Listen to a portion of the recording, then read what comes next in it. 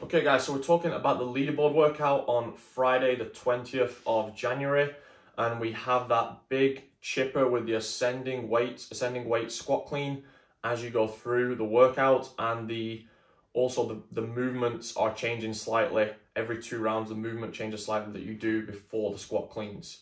Like I said in the notes, this is a classic format that is used in opens or qualifier style workouts, where you have to earn the right to lift heavy at the end. So you've got a lot of work to get through before we get to that final set of heavy barbell. Pacing is definitely going to be key as you go through this.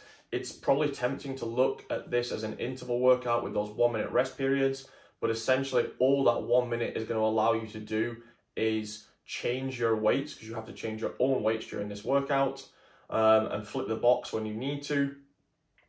And then by the time you've done that, maybe you have 10-15 seconds to add a little bit of chalk or sip some water, whatever it is.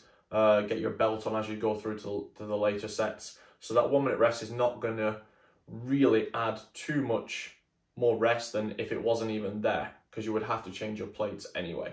So think about this as a pacing workout. The box jumps is one of the movements that can really spike your heart rate. So decide what technique you're going to use, if you're going to use the rebound, if you're going to use the step up or down. And then through those lighter loads, I would say the first barbell is the only one where you're really going to go touch and go, just because it's going to bounce a lot if you don't do that, and that could get frustrating. So maybe 3 sets of 5 or 5 sets of 3 on that first barbell. And then from the second barbell onwards, I would just go with quick singles. One thing I want you to be careful of, and maybe have a friend watch you as you're doing some of your reps. It's really easy to get lazy with the extension when you're doing lots of squat cleans and kind of drop that bar forward or drop the elbows down too soon. And you're not actually finishing every rep with your body extended, elbows in front of the bar. And practicing that way is going to get very frustrating if you start getting no reps in a real competition. So take that extra half a second, quarter of a second, whatever it is at the top position to show that you've hit the rep before you drop the barbell down. Once you get to the burpees, that's going to get that's probably going to be, of course, the heavier loads is the most fatiguing part, but those burpees is really going to hit hard once you've done all those reps at 61/43 or 84/57 kilos. The burpees are going to hit pretty hard there. So trying to be efficient and move pretty rhythmic through those, and then still being able to apply some intensity to the barbell.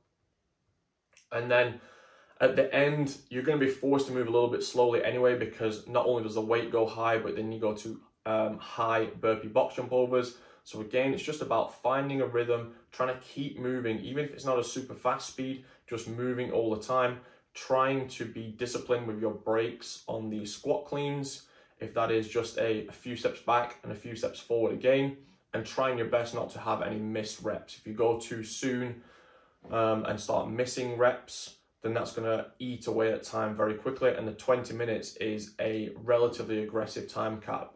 Me and Henrik think that the best times are going to be somewhere potentially the 17 to 18 minute range, but for almost everyone, 20 minutes is going to be very hard to finish this workout. With scaling, I understand that people will look at this and maybe the 4th barbell is pretty close to your max, or the 5th barbell is already over your max, but it's really good if you can lift the 4th barbell for some reps when you're fresh. Then I would say take on the RX version today and see how far you can get, because these loads have been used in previous open workouts, and it's important to know how you can move them under fatigue.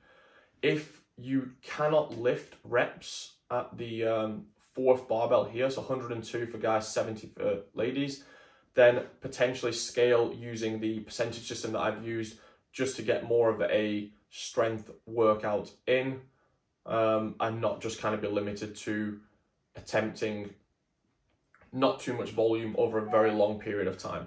So I would say if you can lift reps at the 4th barbell, then take on the RX version today, and if not, then take on the percentage based version.